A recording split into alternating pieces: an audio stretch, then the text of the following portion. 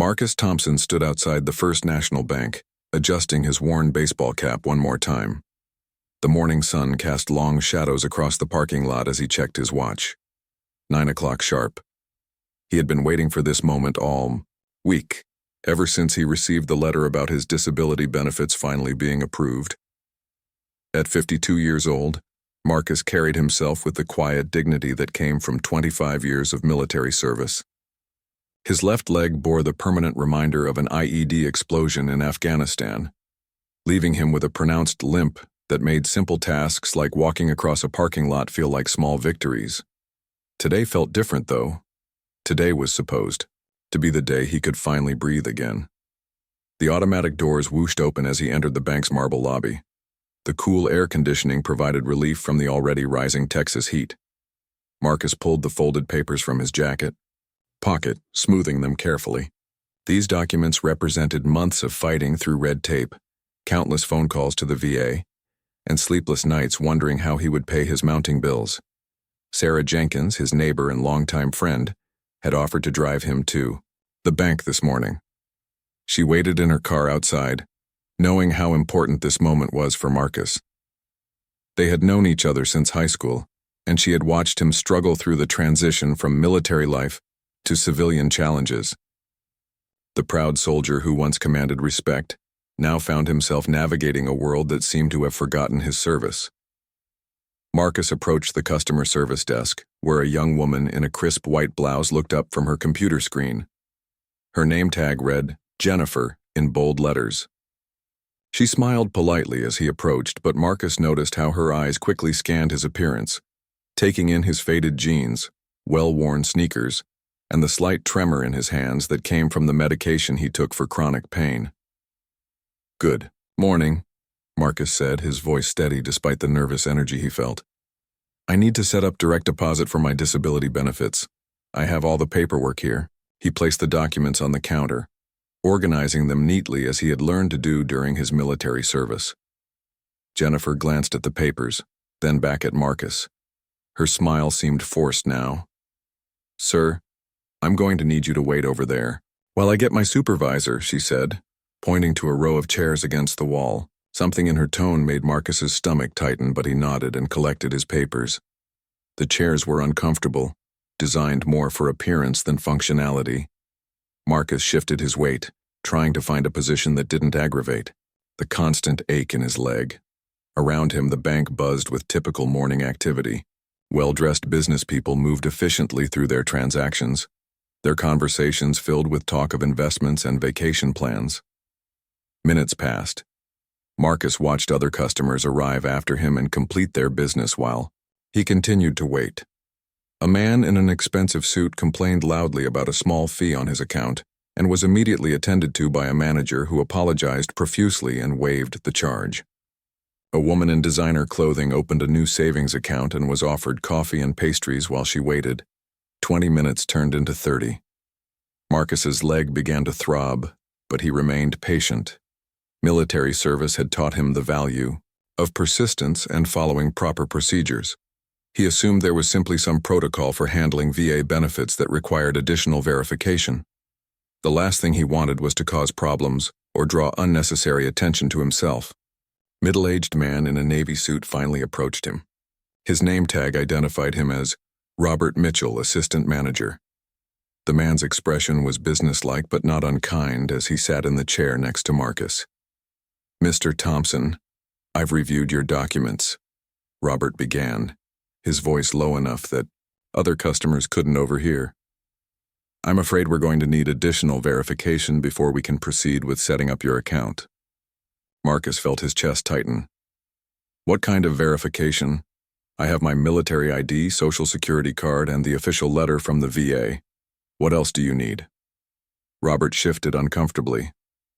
"Well, sir, we need to be very careful with these types of benefits. There have been issues in the past with fraudulent claims. We'll need you to provide additional documentation proving your service record and medical disability rating." The words hit Marcus like a physical blow. In all his years of military service, his integrity had never been questioned.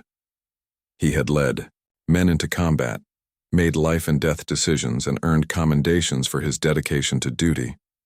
Now he was being treated like a potential criminal for trying to access benefits he had rightfully earned through his sacrifice.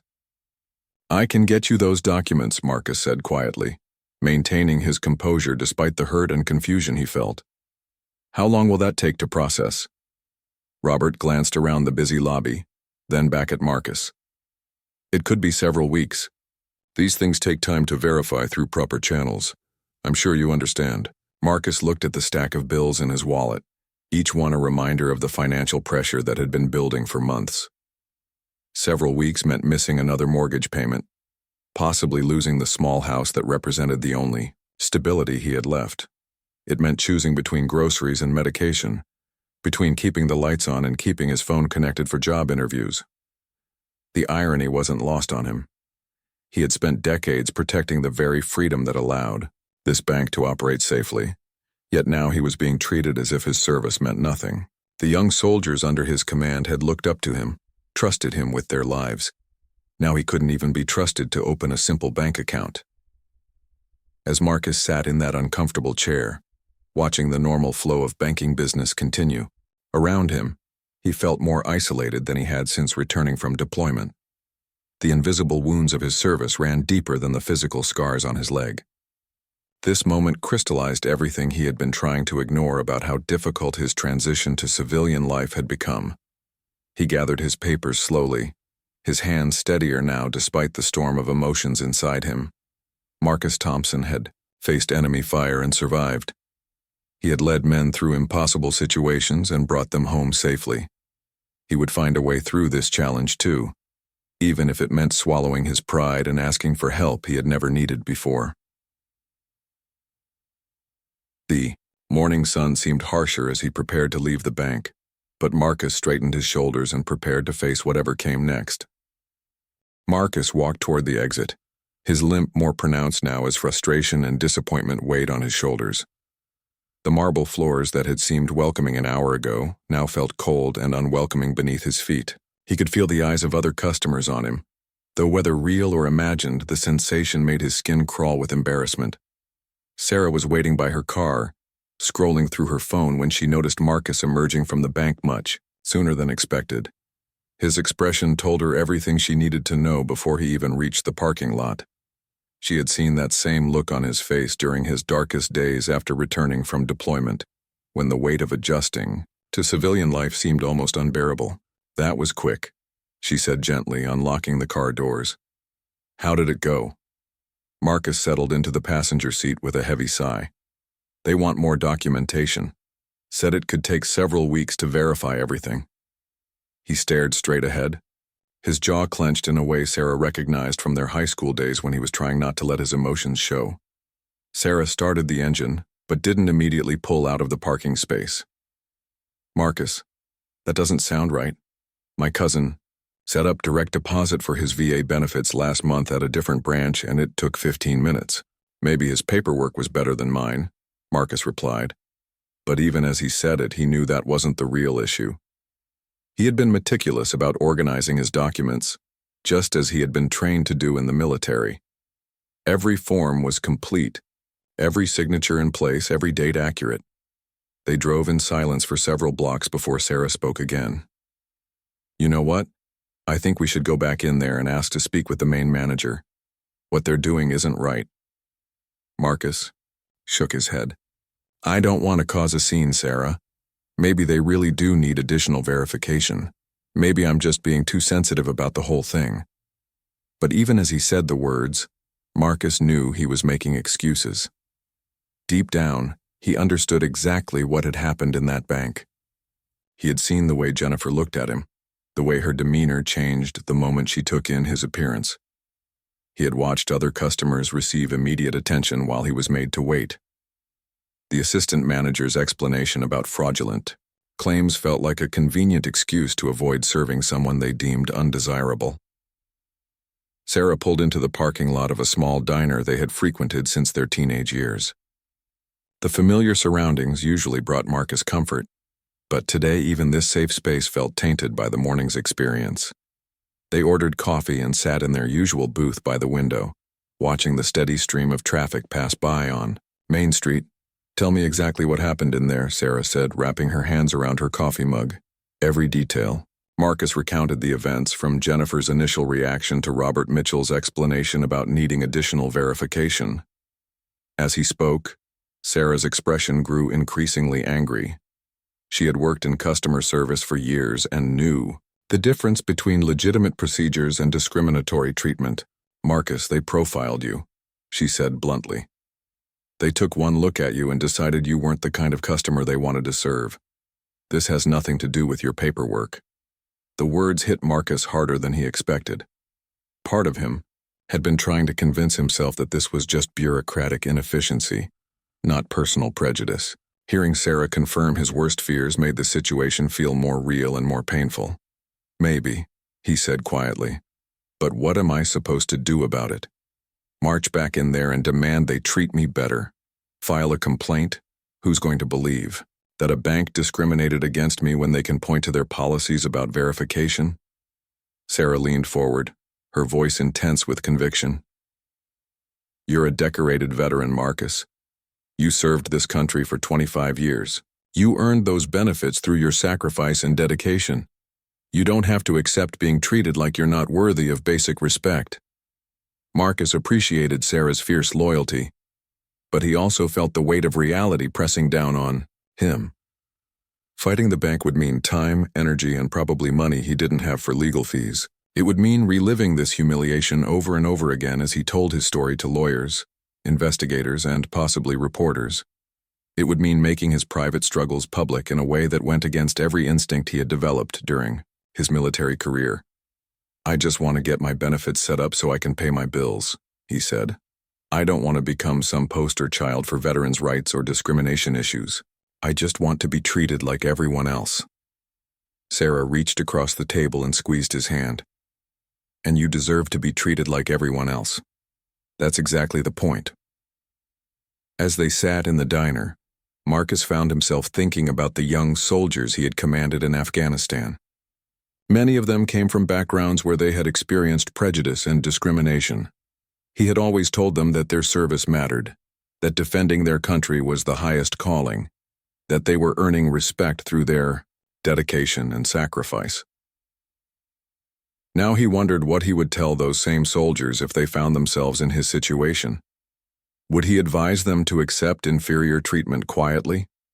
Would he tell them that their service didn't entitle them to basic dignity and respect? The thought of any of his former soldiers being treated the way he had been treated that morning made his blood boil in a way that his own mistreatment hadn't. The diner's lunch crowd began to arrive, filling the previously quiet space with the sounds of conversation and clinking dishes. Marcus watched a businessman complain loudly to his companion about poor service at his bank, threatening to take his business elsewhere if they didn't improve. The casual way the man discussed wielding his financial influence to demand better treatment stood in stark contrast to Marcus's own hesitant acceptance of substandard service. "You know what the worst part is?" Marcus said suddenly. "I keep thinking about all the times I told my soldiers that their service mattered, that defending freedom meant something, that they were earning respect and gratitude from their fellow Americans." Sarah waited for him to continue, sensing that he needed to work through these thoughts out loud. "How do I tell them that after 25 years of service, after getting blown up defending their freedom, I can't even get the basic respect of having my paperwork processed like everyone else's?" Marcus's voice cracked slightly. "How do I tell them that wearing the uniform means everything until the day you take it off for the last time?" The conversation was interrupted by Sarah's phone buzzing with a text message. She glanced at it and smiled slightly. "That's my brother David. He's asking if we want to meet him for lunch tomorrow. You remember David, right? He just retired, as a general." Marcus nodded absently, still lost in his own thoughts about service, sacrifice, and the gap between the America he had fought to protect and the America he was experiencing as a struggling veteran. He had no idea that this casual mention of Sarah's brother would soon change everything about his situation at the bank. General David Harrison sat across from his sister Sarah and her friend Marcus at their favorite family restaurant, listening with growing concern as Marcus reluctantly shared the details of his experience at the bank. David had spent 32 years in the Army, rising through the ranks from second lieutenant to three-star general, and he had seen enough injustice in his career to recognize it immediately when Marcus described his treatment.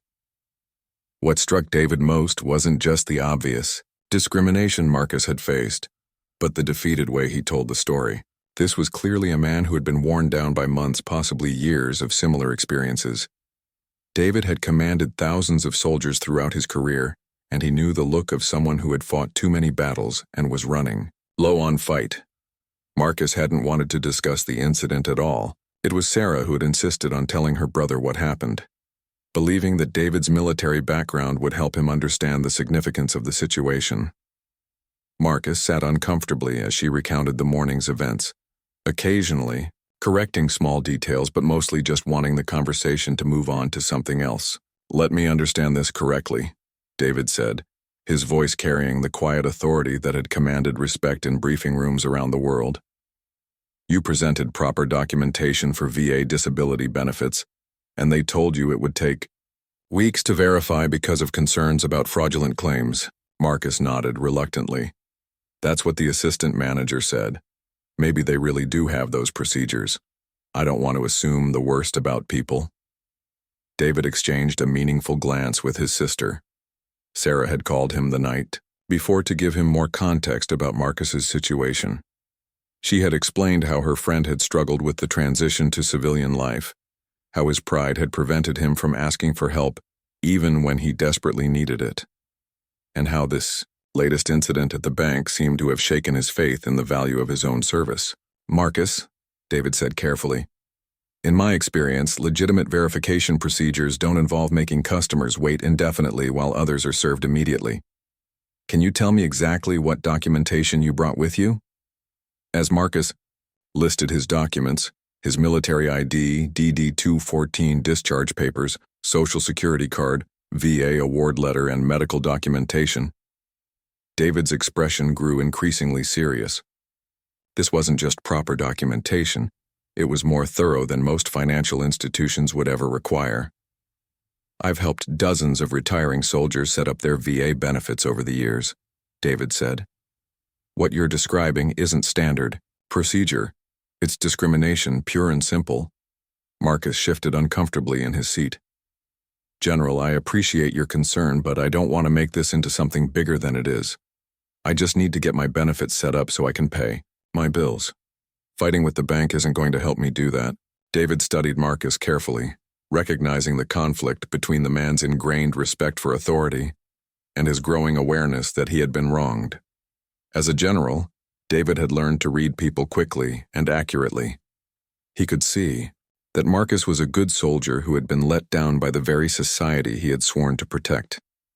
"What unit did you serve with in Afghanistan?" David asked, changing the subject slightly.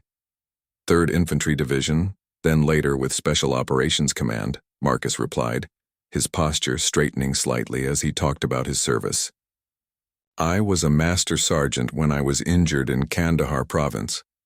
David nodded appreciatively. "I worked closely with SOCOM during my time at Central Command. Master sergeants don't get those assignments unless they're the best of the best. Your service record must be exceptional." For the first time since the bank incident, Marcus smiled genuinely. "I loved that job, General. Leading those soldiers, making sure they came home safe. That was the most important thing I've ever done. And now you're struggling to get basic financial services despite having earned them through your sacrifice," David said quietly. "That's not acceptable, Marcus. Not for you, not for any veteran." Sarah watched the interaction between her brother and Marcus with growing hope. She had seen David in action before when he encountered injustice. Despite his retirement from active duty, he still carried himself with the bearing of someone accustomed to solving problems and protecting the people under his command. "Marcus, would you be willing to let me make some inquiries about this situation?" David asked. "Not to cause trouble, but to ensure that you receive the same level of service that any other customer would expect." Marcus hesitated. His entire military career had taught him to respect the chain of command and avoid making waves unnecessarily. But he also recognized the genuine concern in General Harrison's voice and the practical reality that his current approach wasn't working.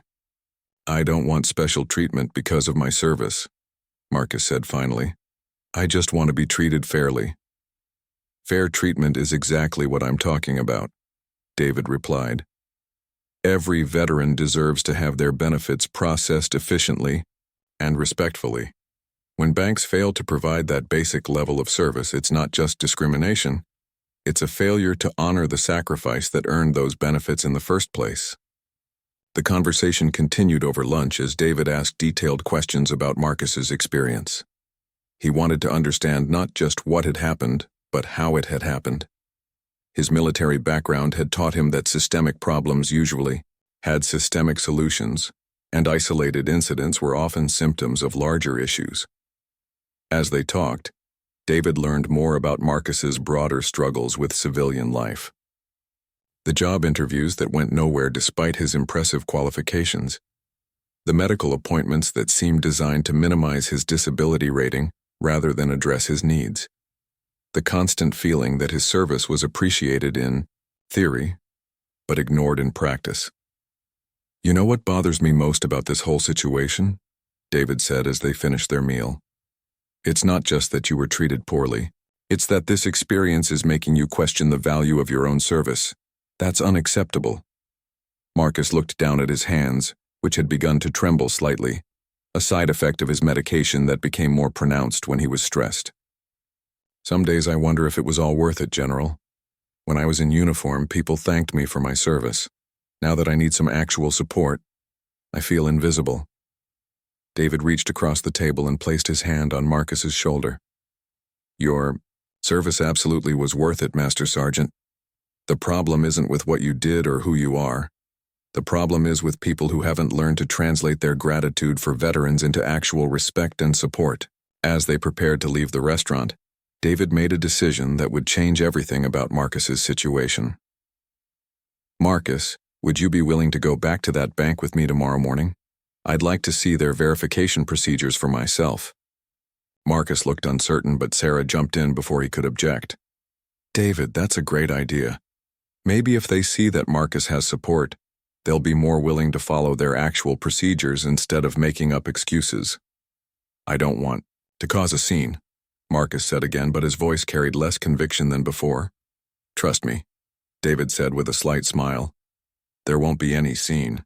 We're just going to give them an opportunity to demonstrate their commitment to serving all customers equally, including veterans who have earned the right to that service through their sacrifice." As they walked to their cars, Marcus felt something he hadn't experienced in months: hope. For the first time since his discharge, someone with influence and authority was taking his situation seriously. Someone understood that his treatment at the bank wasn't just a personal inconvenience. It was a symptom of how veterans were being failed by the very society they had sworn to protect. The next morning arrived with an unseasonable coolness that made Marcus feel more alert and focused than he had in weeks. General Harrison had picked him up at 8:30 sharp, arriving in a spotless black sedan with the punctuality that marked career military officers. David was dressed in a perfectly pressed business suit, his bearing unmistakably military despite being in civilian clothes. "Remember, Marcus," David said as they pulled into the bank's parking lot, "we're not here to confront anyone or cause problems. We're simply here to complete a routine banking transaction with the documentation you brought yesterday." Marcus nodded, clutching the same folder of papers he had carried the previous day. This time, however, he felt different. Having General Harrison beside him provided a confidence boost he hadn't realized he needed. For the first time in months, he wasn't approaching a civilian institution as a supplicant hoping for consideration. He was approaching it as a citizen, with legitimate business to conduct. The bank lobby looked exactly the same as it had 24 hours earlier, but Marcus's perspective had shifted dramatically. Instead of feeling intimidated by the marble floors and formal atmosphere, he noticed details he had missed before. The wall displays celebrating the bank's community involvement included several photos of local military ceremonies and Veterans Day events. The irony wasn't lost on him that an institution that publicly celebrated veterans had treated him so dismissively. Jennifer was working at the customer service desk again, and Marcus watched her expression carefully as they approached. She clearly recognized him from the previous day, and her smile seemed even more forced than before. Her eyes quickly moved to General Harrison, taking in his confident bearing and expensive suit with obvious approval. "Good morning," David said pleasantly. "My friend Marcus needs to set up direct deposit for his VA disability benefits. I understand he was here yesterday, but there were some questions about verification procedures." Jennifer's demeanor immediately became more professional. "Of course, sir, let me get my supervisor right away." Her tone was completely different from the dismissive way she had addressed Marcus the day before. As they waited, Marcus observed the stark difference in how they were being treated. No suggestion that they sit in the uncomfortable chairs. No lengthy delays while other customers were served first. Jennifer had immediately recognized that General Harrison was someone who commanded respect and had adjusted her behavior accordingly. Robert Mitchell appeared within minutes, extending his hand to David with a warm smile. "Good morning, gentlemen. I understand you need to set up direct deposit for VA benefits. We'll be happy to help you with that right away." Marcus felt a surge of anger at the obvious contrast in treatment, but David's calm presence kept him focused. This was exactly the kind of demonstration David had wanted to see. Proof that the bank's verification procedures were selectively applied based on their perception of the customer's worth. "Excellent," David said smoothly. "Marcus has all the required documentation. I believe he brought the same paperwork yesterday, but there seemed to be some concerns about verification timelines." Robert's smile flickered slightly as he realized this wasn't just a new customer with a simple request. "Well, let me review the documentation and see what we can do." He took Marcus's papers and began examining them with considerably more attention than they had received the previous day. "These all appear to be in perfect order," Robert said after a few minutes. "I can set up the direct deposit immediately. The process should take about 10 minutes. Marcus looked at David, who maintained his pleasant expression while delivering his next comment with surgical precision. "That's wonderful." Marcus was understandably concerned when he was told yesterday that verification might take several weeks due to issues with fraudulent claims. "I'm sure you can understand how disappointing that would be for a decorated veteran who simply wants to access his earned benefits." The color drained from Robert's face as he realized the implications of what David was saying. "I think there may have been some miscommunication yesterday. Our standard procedure for VA benefits is quite straightforward. Let me get this set up for you right now, Mr. Thompson." As Robert began entering information into his computer system, Marcus felt a complex mix of emotions. Relief that his banking issue was finally being resolved, but also deep frustration that it had taken General Harrison's presence to receive basic courtesy. The contrast in treatment was so obvious that even Robert seemed uncomfortable with the situation. "Mr. Thompson," Robert said, his voice now carrying a note of respect that had been absent the day before, "I want to apologize for any inconvenience yesterday. Sometimes our procedures can seem complicated, but we always want to ensure our veteran customers receive the best possible service." David nodded politely while making mental notes about Robert's carefully worded non-apology. As someone who had spent decades in military leadership, he recognized when someone was trying to minimize their mistakes rather than taking genuine responsibility. The direct deposit setup was completed in exactly the time frame Robert had promised. Marcus received his temporary debit card and account information, along with assurances that his benefits would be deposited automatically going forward. The entire process had taken less time than he had spent waiting in the uncomfortable chairs the previous day. As they prepared to leave, Robert made one final attempt to smooth over the situation. "Mr. Thompson, I hope you'll consider us for all your banking needs. We have several programs specifically designed to serve our veteran customers." Marcus accepted the offered business card politely, but his expression remained neutral. "Thank you for your time today, Mr. Mitchell." Outside the bank, David and Marcus walked to their car in silence. Neither man spoke until they were well away from the building, processing what had just occurred. "Well," David said finally, "that was educational. Marcus let out a long breath he didn't realize he had been holding. "General, I can't thank you enough for what you did in there. But it also makes me angry that it was necessary." "It makes me angry too, Marcus. What you experienced yesterday wasn't just poor customer service. It was discrimination based on their assumptions about your worth as a customer. They looked at you and decided you weren't important enough to serve properly." They drove through town as Marcus reflected on the morning's events. Having his banking issue resolved was certainly important for his immediate financial needs, but the larger implications of what had happened were more troubling.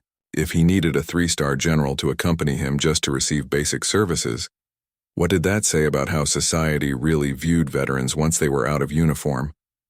"The thing that bothers me most," Marcus said, "is that this probably happens to other veterans all the time.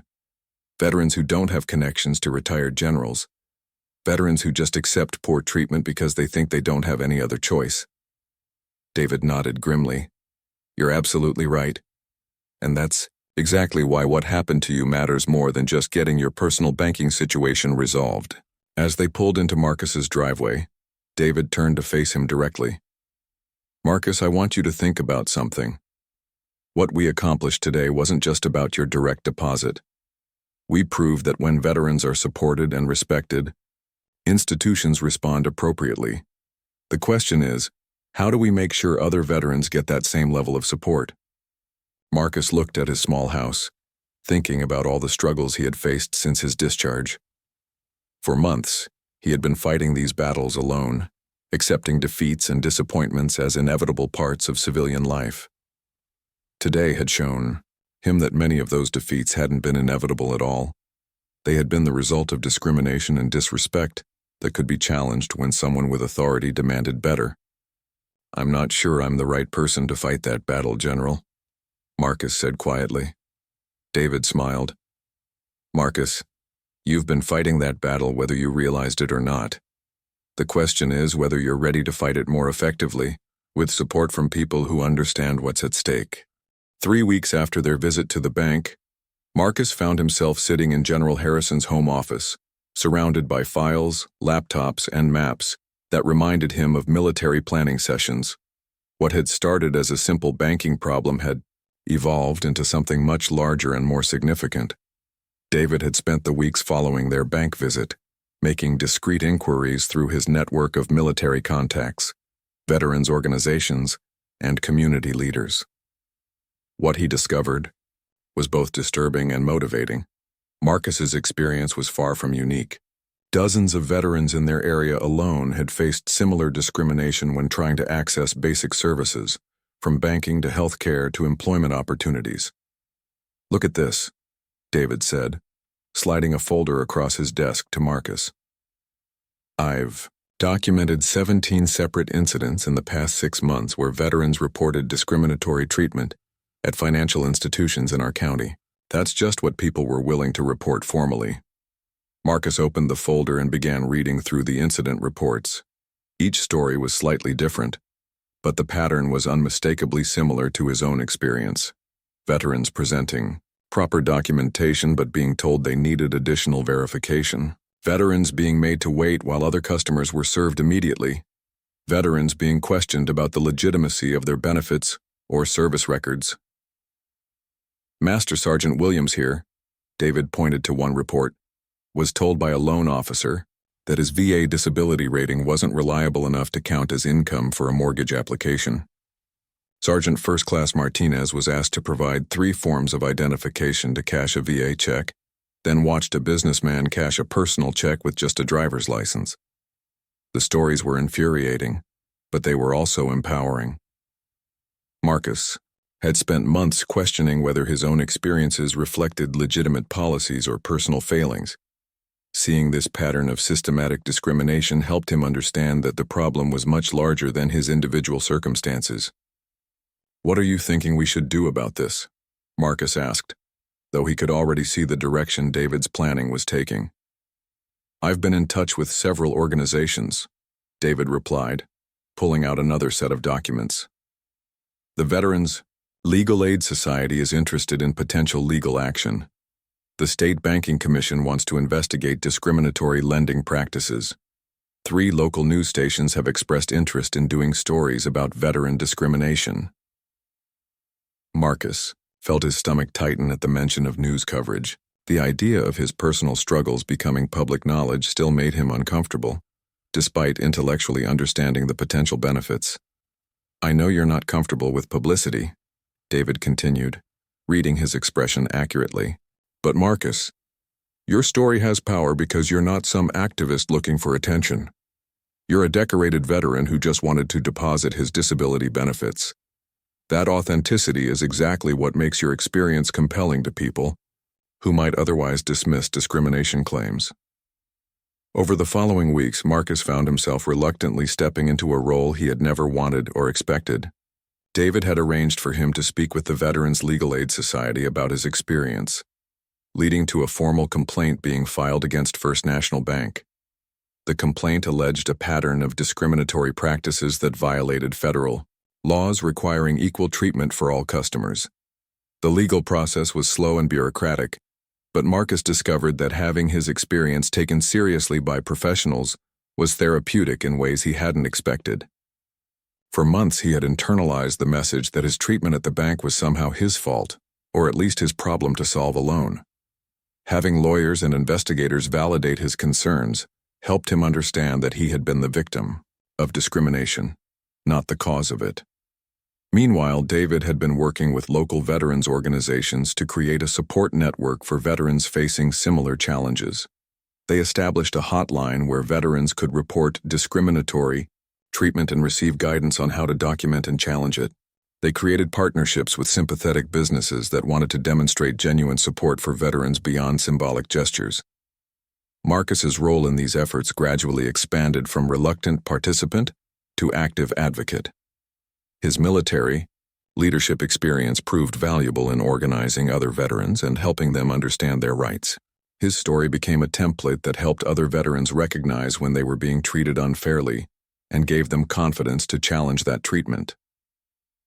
The breakthrough came when a local television news program decided to investigate veteran discrimination as a broader community issue.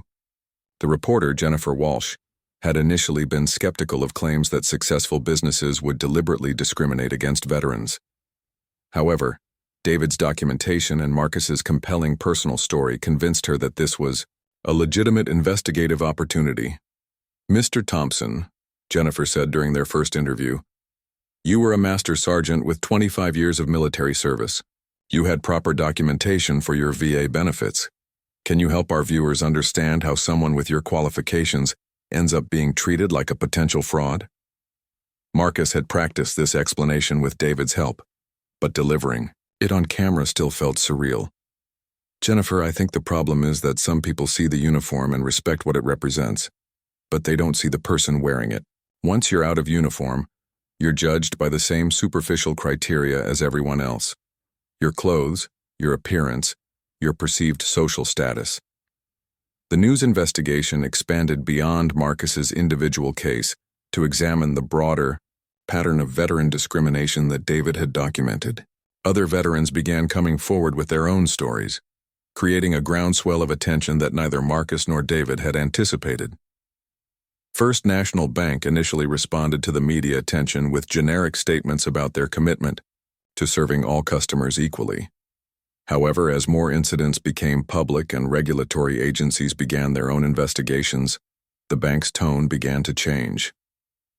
"We take these concerns very seriously," the bank's regional president said in a prepared statement.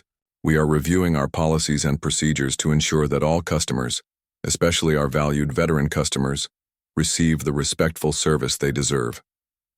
Marcus watched the news coverage from David's living room, still somewhat amazed that his personal banking problem had evolved into a community-wide conversation about veteran rights and discrimination.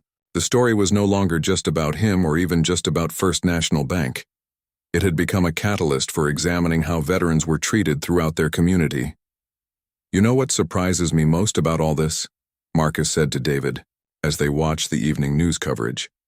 "It's not that the discrimination was happening. Military people learn to expect that civilians don't always understand or appreciate what we've been through. What surprises me is how many people care once they understand what's really going on." David nodded thoughtfully. That's the thing about injustice, Marcus. Most people oppose it when they can see it clearly. The problem is that discrimination often happens in ways that are subtle or invisible to people who aren't experiencing it directly. The phone calls had started coming in shortly after the news story aired. Veterans from across the state were reaching out to share their own experiences and ask for advice. Business owners were calling to ask how they could better serve veteran customers. Even some bank employees had contacted them privately to express support and share their observations about discriminatory practices they had witnessed. Marcus found himself in the unexpected position of becoming a spokesperson for veteran rights, a role that challenged his natural inclination toward privacy, but aligned with his deep commitment to helping fellow service members. The leadership skills he had developed during his military career proved invaluable as he worked with David to organize a more formal advocacy effort. "We need to think about this systematically," Marcus said during one of their planning sessions. "It's great that people are paying attention now, but attention fades. We need to create lasting changes that will help veterans long after the news coverage stops." They began developing what they called the Veteran Dignity Initiative, a comprehensive program designed to address discriminatory practices through education, policy changes, and ongoing advocacy. The initiative included training programs for businesses, policy recommendations for local government, and support resources for veterans facing discrimination. The most rewarding aspect of the work for Marcus was mentoring other veterans who had faced similar challenges. He discovered that his own experience of discrimination, painful as it had been, gave him credibility and empathy that helped other veterans feel comfortable sharing their stories. "Master Sergeant Thompson," one young veteran said after a support group meeting, "I want to thank you for speaking out about what happened to you. I've been dealing with similar problems for months, but I thought it was just me. I thought maybe I wasn't explaining things right or wasn't presenting myself properly." These conversations reminded Marcus of the leadership responsibilities he had carried during his military service. Just as he had once been responsible for the welfare and development of soldiers under his command, he now felt responsible for helping fellow veterans navigate the challenges of civilian life with dignity and success. The legal case against First National Bank was proceeding slowly through federal channels, but the public attention had already created significant changes in how the bank operated. They had implemented new training programs for customer service staff, revised their verification procedures to ensure equal treatment for all customers, and appointed a veteran affairs liaison to address concerns from military customers.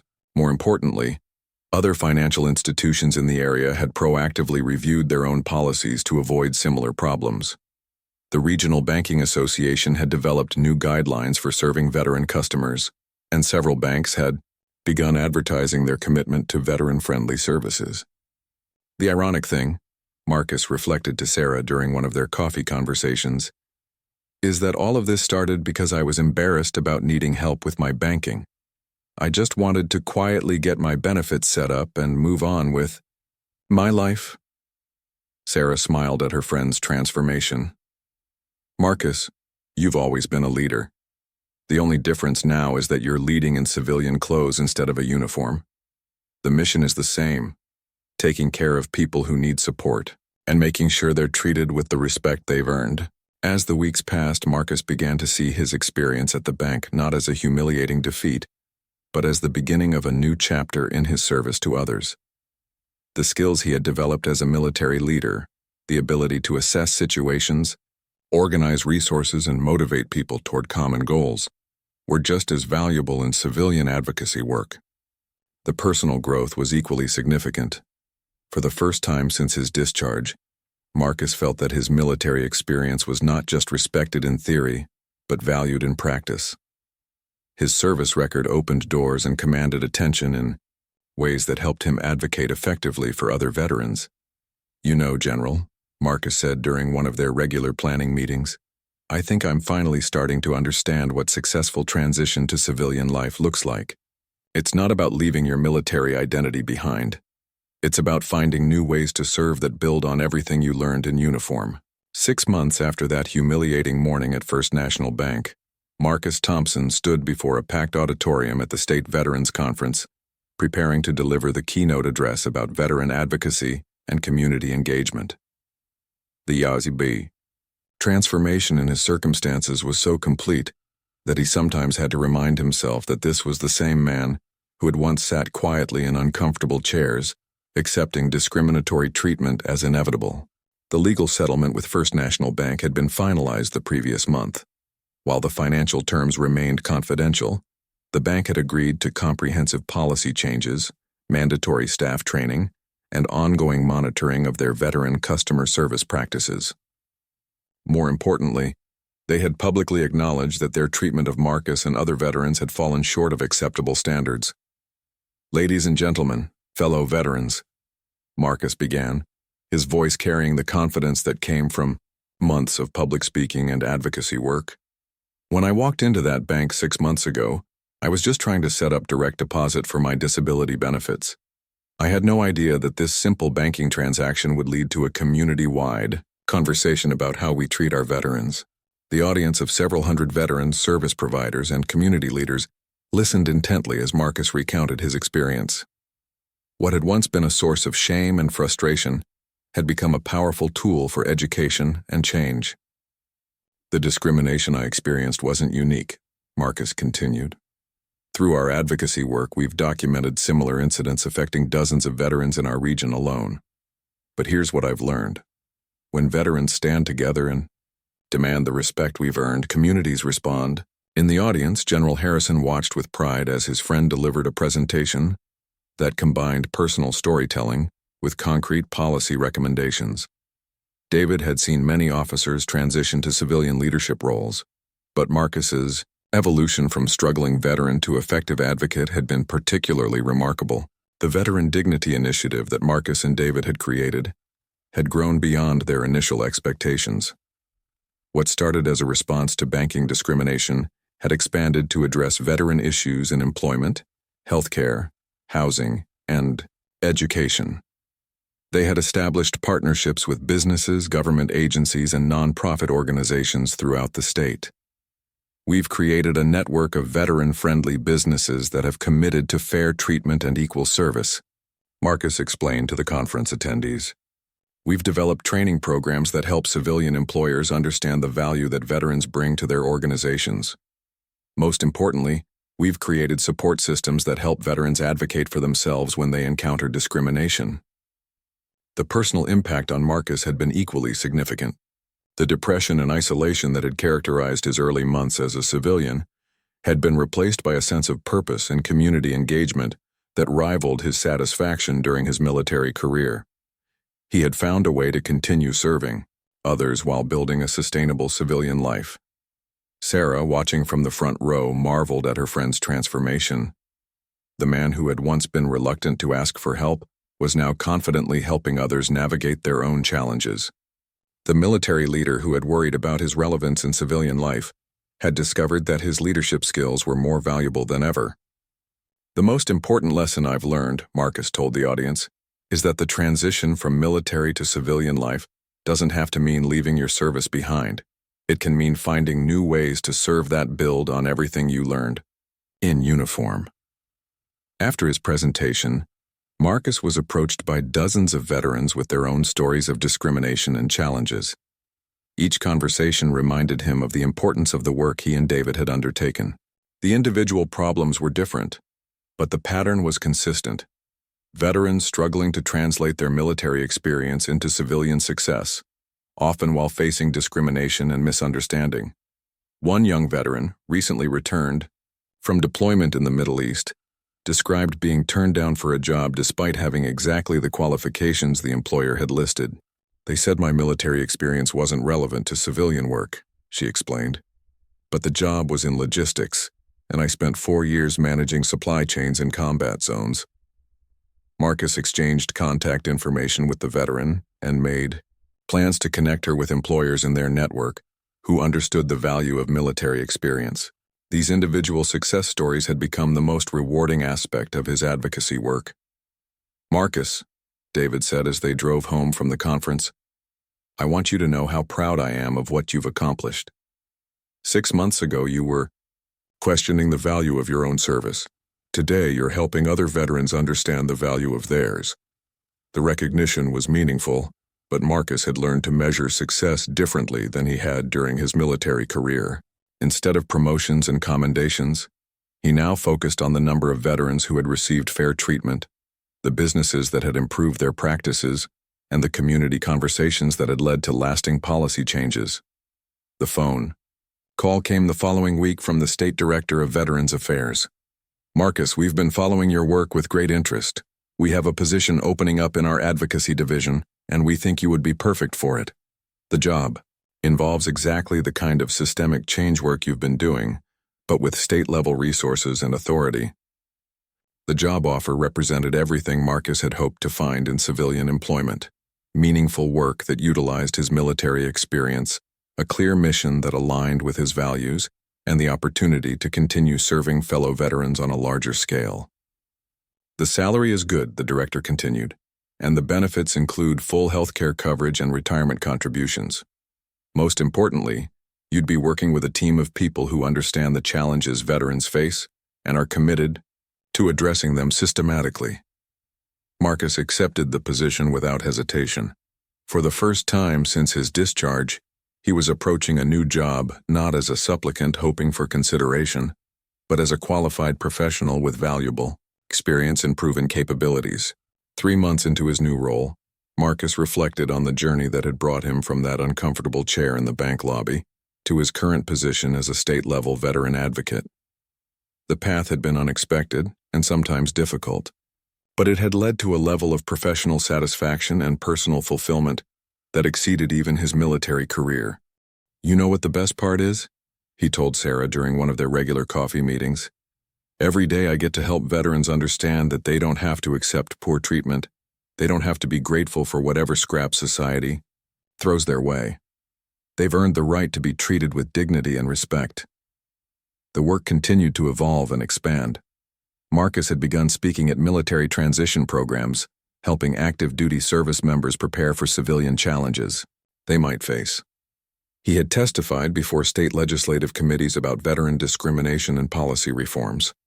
He had become a recognized expert on veteran advocacy and community engagement. Most importantly, he had helped create a model that other communities were beginning to adopt. The Veteran Dignity Initiative had been replicated in 4 other states, with Marcus serving as a consultant for organizations wanting to address veteran discrimination in their own regions. "The irony of all this," Marcus told David during one of their planning sessions, "is that the worst day of my civilian life led to the best work of my civilian life. Getting turned away at that bank was humiliating, but it also opened my eyes to problems I might never have recognized otherwise." As Marcus looked back on his journey from struggling veteran to effective advocate, he realized that his experience embodied the same principles that had guided his military service: taking care of people who needed support, standing up for what was right, and never leaving anyone behind. The uniform had changed, but the mission remained the same.